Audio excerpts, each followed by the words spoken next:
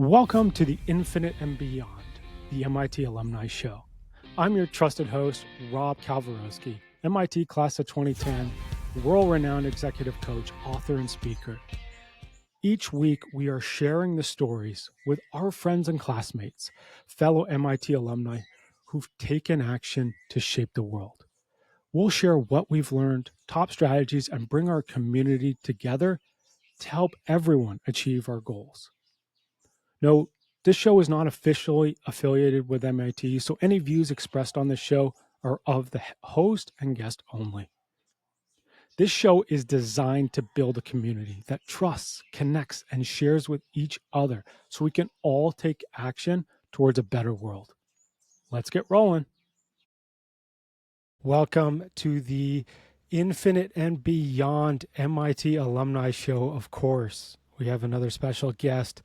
Another class of 2010, the director at AutoCAD Business Strategy, Julia Yu. Julia, how are you? Good. How about you? Great. Thanks for joining us. And for folks out there, I have to say this.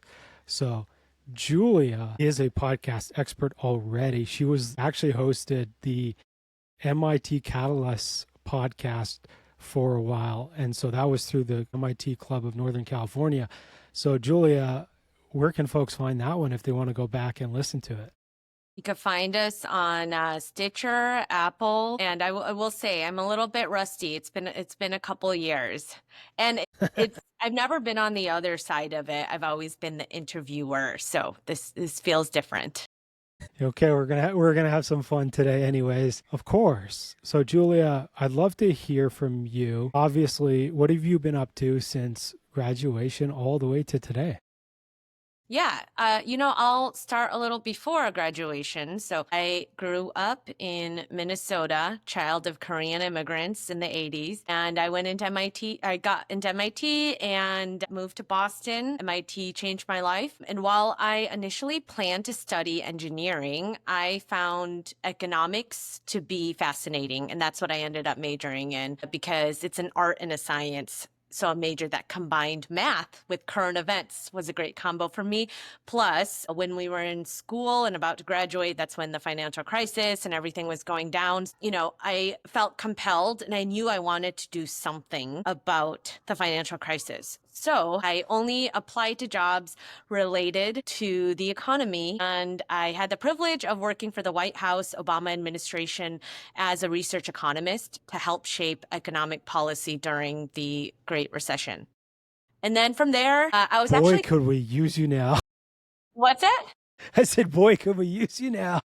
I know, always relevant. And then from there, I decided to go to business school. So I went back to MIT because I missed it so much. So I went back to MIT Sloan. And coming out of that, I went into consulting for a couple of years, moved to San Francisco, and was doing that and doing strategy and sales strategy consulting. And then I have been at Autodesk now coming up on 8 years, where I've worked in both the sales and product orgs doing strategy. And along the way, during the COVID, I started a nonprofit. We've dispersed over $100,000 in scholarships to students with financial need. And that's been truly, truly rewarding.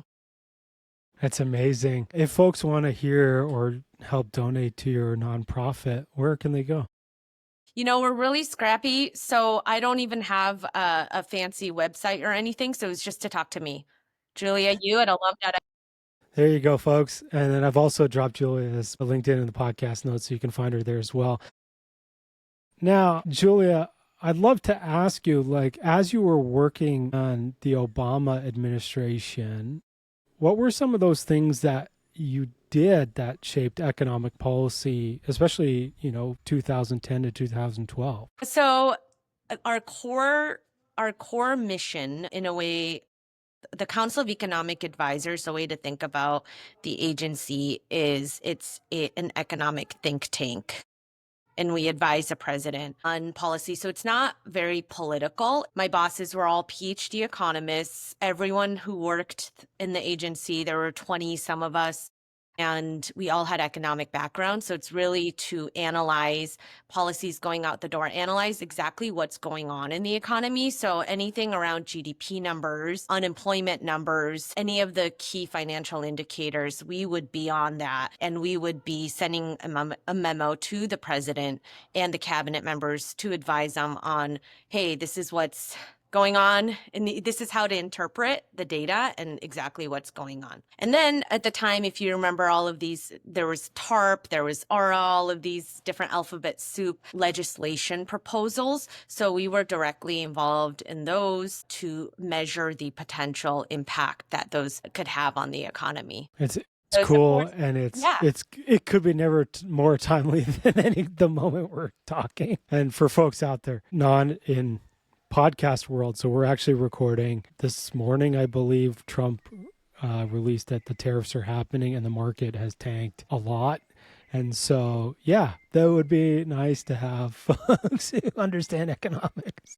Yeah, you know, as an economist, tariffs are really a hard pill to swallow because kind of the first day of economics class, you learn about comparative advantage. You learn about the benefits of trade. Tariffs are kind of that's opposite of what we typically advocate for. So, Julia, in your role now as a business strategy at Autodesk, what are some of the things that you do, and how do you get that?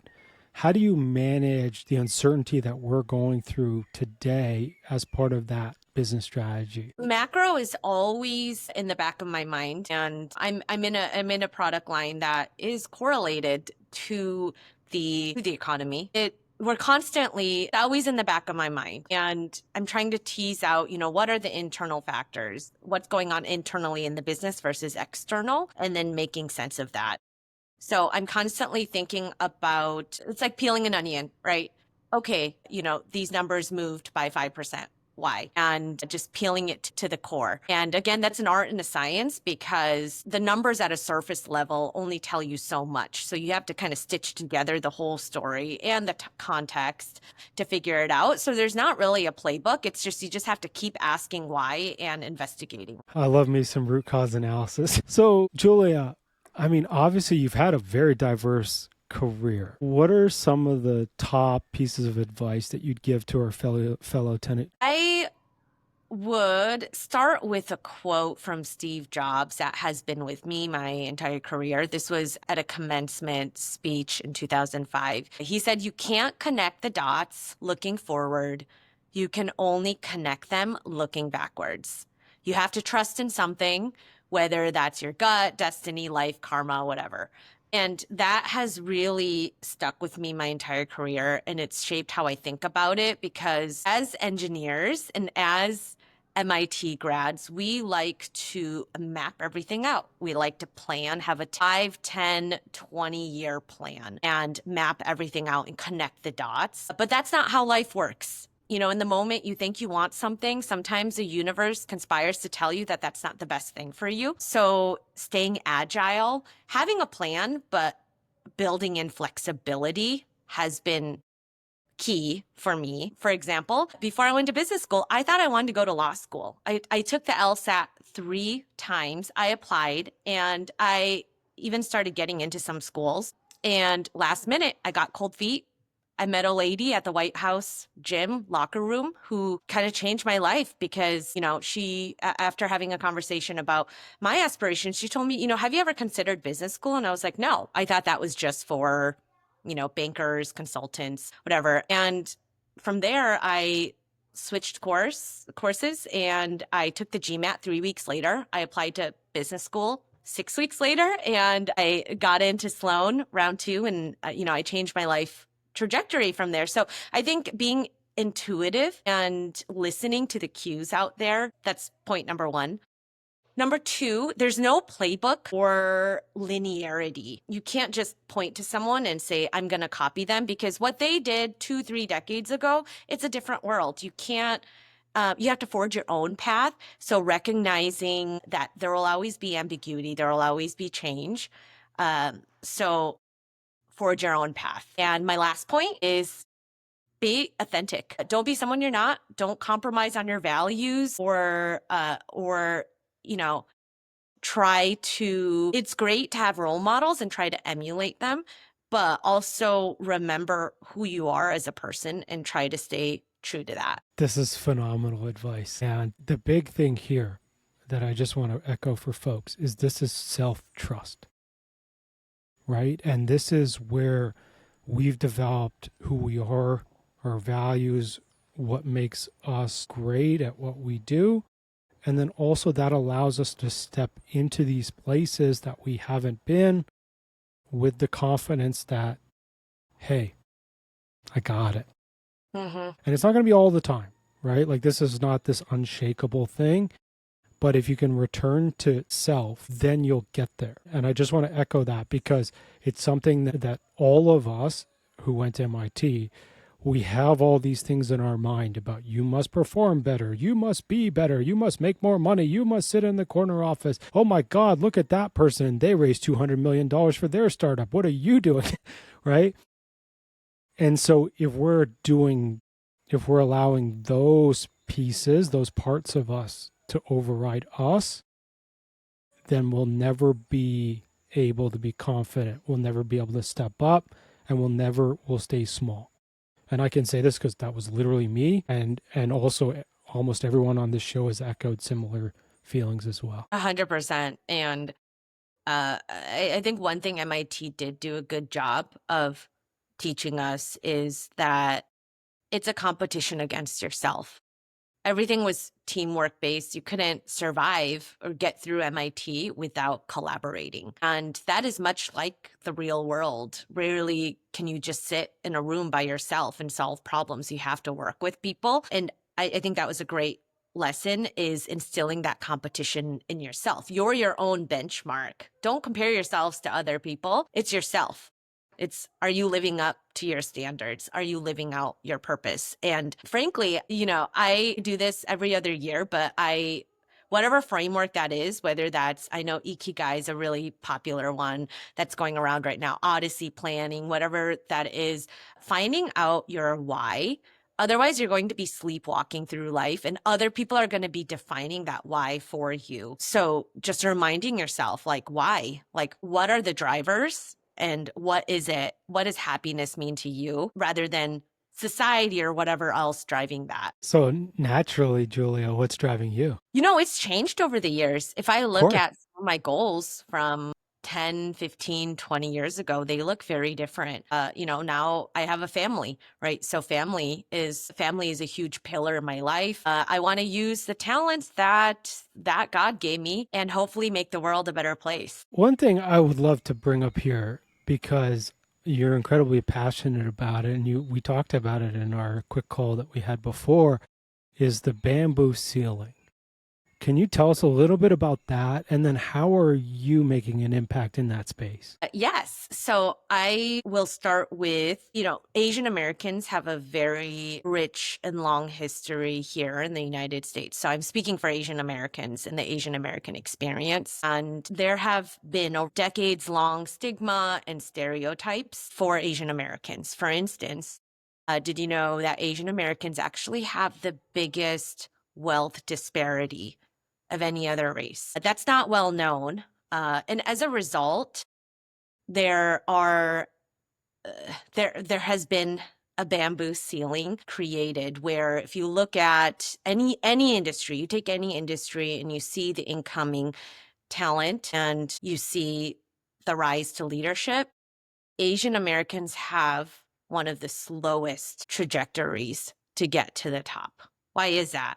And it usually taps out in middle management around the senior manager level and to get to the hump to be an executive. And some of that is driven by decades long, a century long bamboo ceiling that has existed. And I think during COVID, with all of the Asian hate, it's really awoken a sleeping tiger. And Asian Americans are now mobilizing and are using their power for good to help each other. And I think that's been a huge silver lining from the pandemic. And also, it inspired me to start my startup as well to help Asian American students, because a lot of scholarships have that are geared toward students. Asian Americans can be overlooked. And that's why I saw a gap there and said, I want to do something about this, and I want to find those students. And I'm not, even though it's centered around Asian Americans, I'm just looking at all students that are underrepresented or need a boost. I love this. And you need to write a book. There's actually, I had probably about a couple years ago, I had she was a lawyer, but she had ascended to like executive and board roles, and she was Latina. And she wrote a book about authentic leadership and her struggle as a Latina executive. And she was also in Silicon Valley, and it did phenomenally well. And I could, like, you're the perfect person to do a book like that. I mean, I know you've made it up, right? But it's like sharing your path and then some of the roadblocks and how you got there would be incredibly powerful for people out there to hear from you. Thank you. I want the book recommendation. Please send it my way. Oh, absolutely. I can absolutely do that. Now, of course, we asked you about your goal. Now, how can the rest of the 2010s help you? I would love to just reconnect, take this reunion as an opportunity, because we missed our last one because of COVID. So I just want to reconnect and see how everyone's doing, see how I can be helpful. I get the most joy when I'm connecting people with other people too, and meeting people's kids. Life has happened to all of us during this time. So, I just want to connect with everyone, and I'm really excited to do so. Speaking of that, Julia, like, of course, I connect folks with a lot of folks too. Who would you like to meet, or who's an avatar of a person that you'd like to meet? Diane Green, she's kind of a legend in Silicon Valley, and she's actually going to be a speaker at the MIT Spotlight event here in San Francisco in a couple of weeks. So I'm excited to meet her. So you're going to make that happen. Yeah.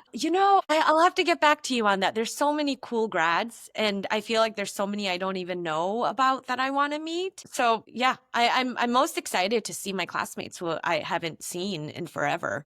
Some who I did a summer camp at MIT 20 years ago called Mites, and some people I haven't seen in almost 20 years. So I'm excited to see them.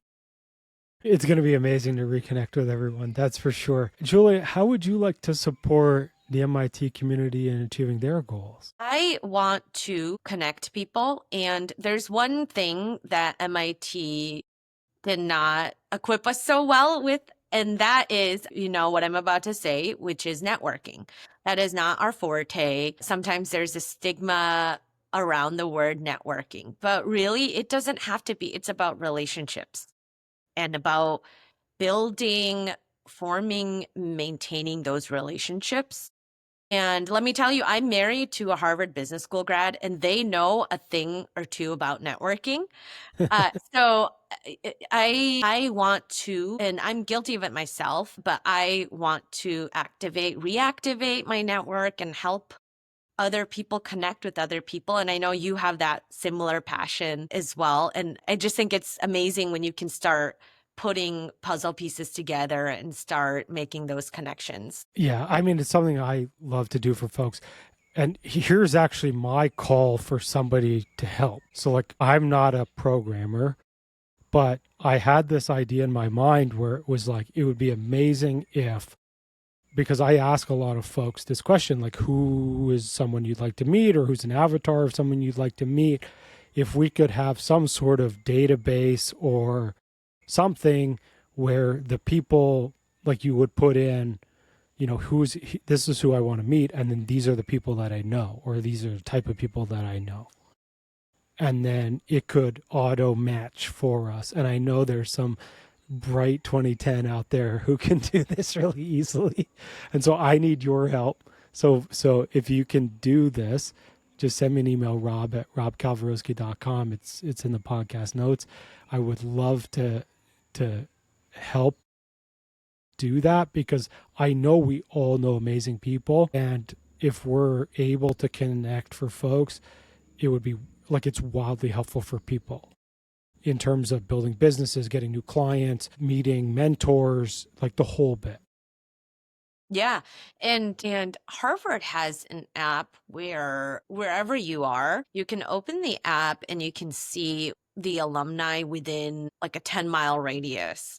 So when we were vacationing in Hawaii or in Martha's Vineyard, we were able to use that app to connect with alumni in the area. I think that'd be really cool to do a similar thing for MIT as well. Is, many of us travel for work and personal and professional. So how cool would it be to be like, you know what? I have time to grab a drink with someone. Let's see who's within a mile radius of me. I think that would be really neat. It's a great idea, unfortunately from Harvard, but it's a great idea. So we can build that into.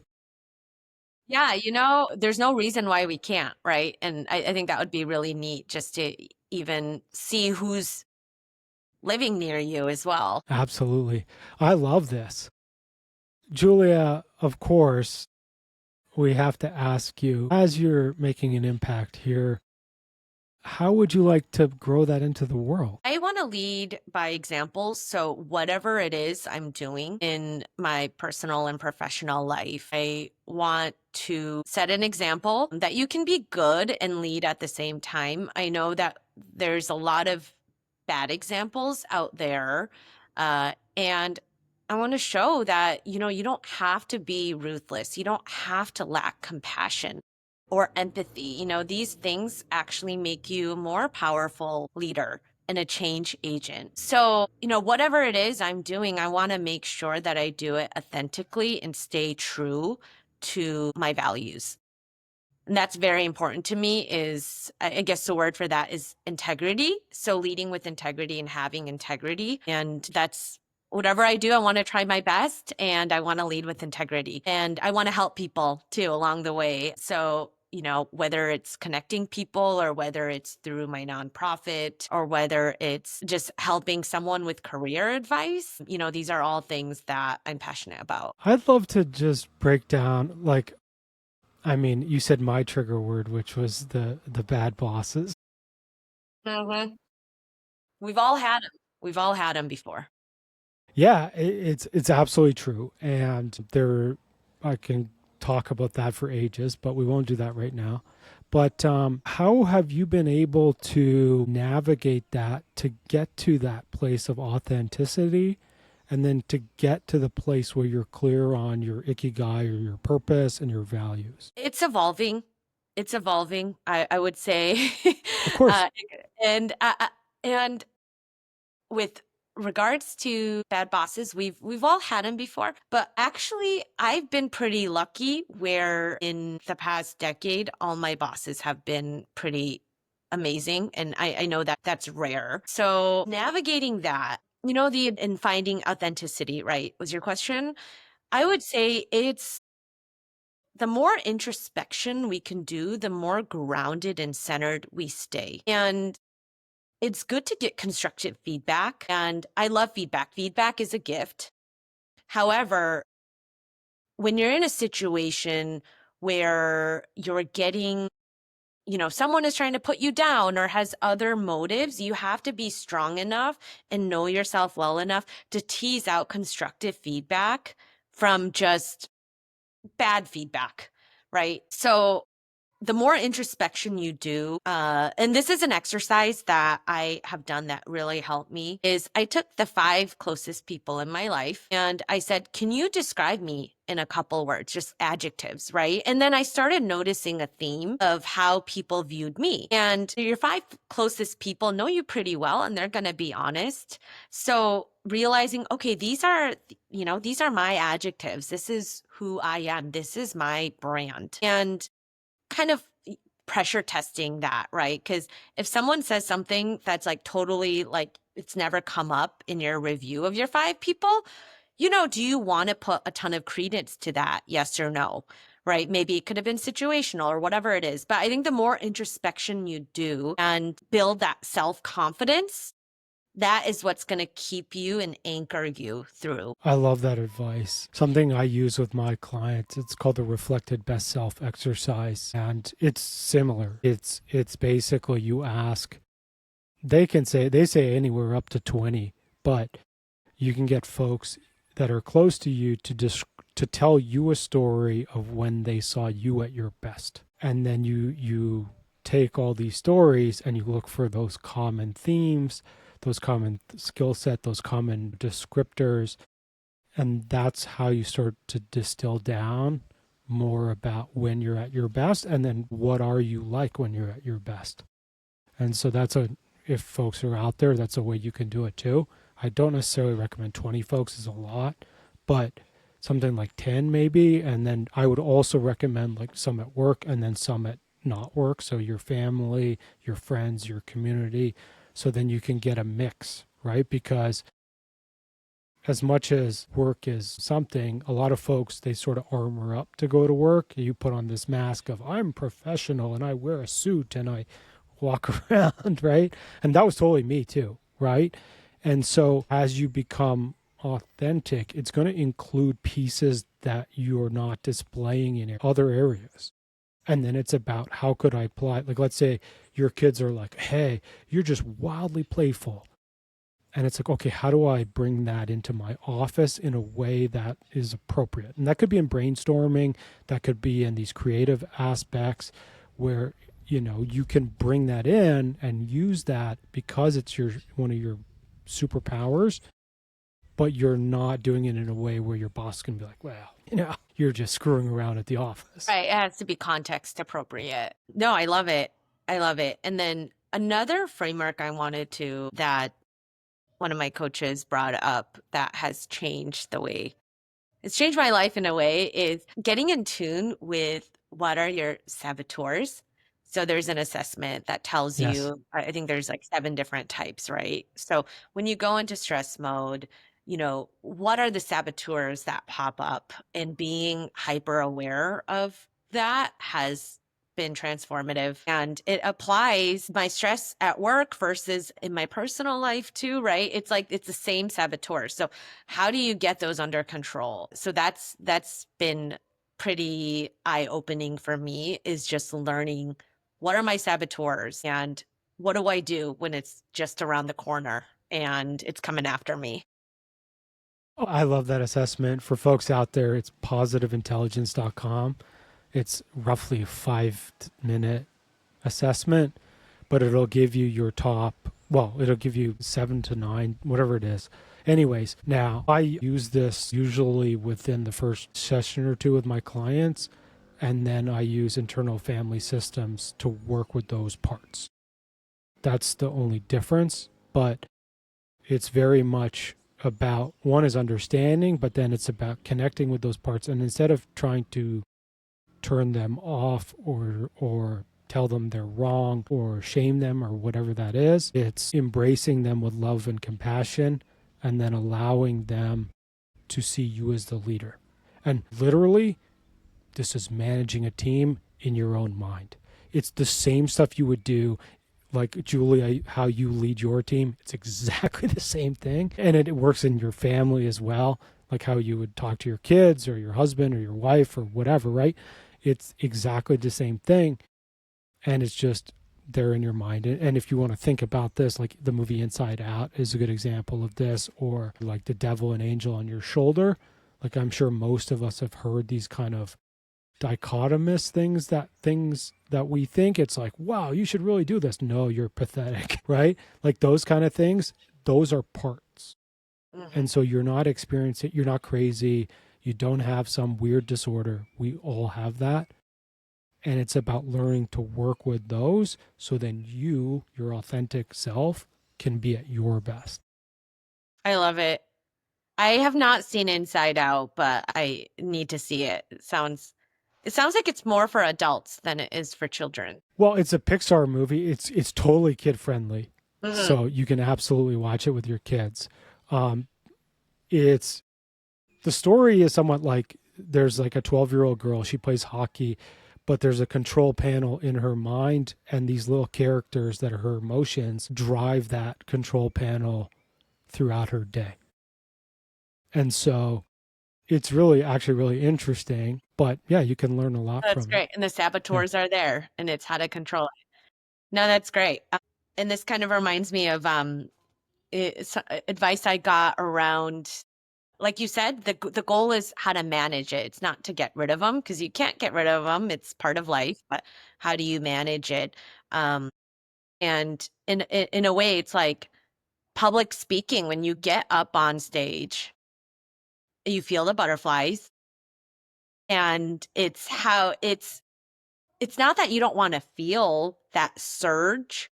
You got to surf it. And I think that's a great analogy, is you got to manage through it. You got to surf it. Learn how to surf the waves rather than block the waves from coming. It's learn how to surf. That analogy has been really vivid, because I think a lot of times we think about how do we think of these things as a problem. And they're not a problem. It's part of life. You just have to learn how to surf. Just ride the waves. It's funny you say that, right? I always use this analogy, right? And it's a lot of folks in our position were taught, especially like as MIT folks, right? We're taught as children. It's like your emotions don't matter. Do math, do science. Numbers are all that matters. I mean, technically, our brain cannot make decisions without emotion.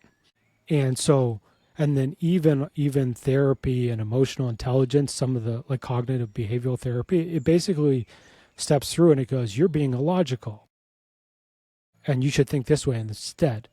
And I always say this to my clients, I'm like, imagine you're trying to get your kid to go to bed and they're like throwing a tantrum and you're just like, you're being illogical. You have to get up at 7 o'clock tomorrow morning to go to school. How's that going to go over? Right? And that's the same with the parts, right? And you're absolutely right, Julia. They do not go away. There's like, yes, okay, if you take psychedelics, it will go away for, whatever time that trip is, but they'll come back. At best case, if you do IFS therapy and you really get into it, they can transition roles. So what that means is the one that's telling you you're not good enough, it could actually do something else. And it may do something, well, it'll do something supportive for you. So it could transition to be your cheerleader. It could transition to be like, hey, I'm going to look for opportunities that, before we didn't think you were good enough, but now we know and we're going to go for them, right? It can do that. But ultimately, it is that self-leadership. And it's the more that we have trust and our parts have trust in you, the more that when you step out on that stage, you don't feel those negativity. You just show up and you feel that excitement of, hey, I'm here to perform. Let's go. Yeah, no, definitely. That's really great advice. And I hear you on MIT. We over-index on logic, using our brains, and mens at menace, isn't it? Hands and mind, right? But what about the heart, right? And trusting our gut. And if you think about it, our gut is actually pretty logical. It's our internal big data machine. It's taken all of these cues from the world, all of our life experiences, and in a very, very short amount of time, it's telling us, ooh, that doesn't feel good or bad. And how many times do people say, you know what, this didn't, I took this job, but I knew in my gut it was not the right thing, right? And we need to learn we need to appreciate our intuition and our gut and lean into it, because there is logic behind the gut. There is, and it's absolutely that. And it's part of it, right, is like our subconscious mind is capturing everything. And then we are filtering it through because we can't process that much information. And so our beliefs, what we learned in our childhood, our psychology processes it. And this is where you get into this thing about what is truth, right? And there's always that debate, right? Like I show you, my phone, you're seeing the back and I'm seeing the front, right? And so from your perspective, you're seeing a phone case and I'm seeing the screen, right? And so we're both right if we said our truth was I see the front and you see the back, right? And so I don't want to go down that rabbit hole because that opens up a lot of things. But ultimately, it's back to those. The more we understand the parts of us that are protecting us from what they learned as dangerous situations, which is public speaking, which is applying for a stretch job, which is going to talk to you know, that famous person because even though that you want to meet them so bad, what happens if they say no? Or what if they laugh at you? Or what if whatever, right? And those are what hold you back from achieving your biggest goals or just showing up in the world in a way that's not fear driven. And I feel like there's a lot of fear that has been amplified by social media and technology, where if you look at the numbers, right, it's still, something like even flying, right? There have been recent accidents and bad, terrible things that have happened, but statistically, flying is much safer than driving. Driving is like one of the most dangerous things we do. We don't think twice about it. The minute you get in your car, get in any car, get in an Uber, get in a taxi, get on a bus, that is way more dangerous than stepping on an airplane. So I feel like definitely news and media distorts our sense of true reality and probability and risk. Also, yeah, the fear-driven piece is a big thing that holds us back. And I think that's a saboteur, right? Telling us, you know what? Just don't even do it because you're not going to succeed. And how do we manage that? How do we get through that? That is the $1 million question. If you're asking that question, I can help. But those saboteurs are all fear driven, right? Whether it's something like people pleasing or it's something like overworking or burning out or perfectionism, like a lot of those things that actually made us, everybody listening, got us into MIT and likely helped us in our career after, they were built on a foundation of there's a part of you that's afraid of something. And it's protecting you from feeling bad feelings that you probably experienced when you were a kid. Or sometimes it could be your parents or your generational trauma. Most of the time, you were somewhere between the age of when you were born to 12, 13, 14 years old, right? And so it's definitely working through parts of that that's going to help you take that next step.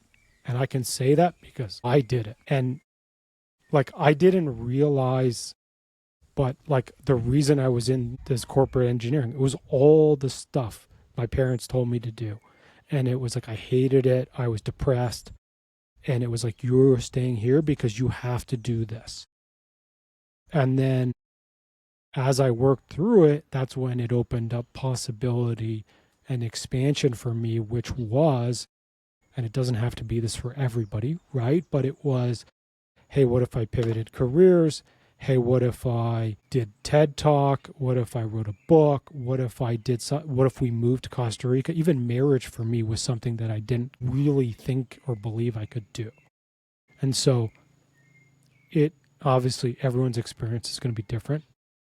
Your path is not mine. I'm not saying it would be, but the more that you can connect with who you truly are and work with those saboteurs in your mind, the more you're going to feel clear and confident about who you are and where you're going.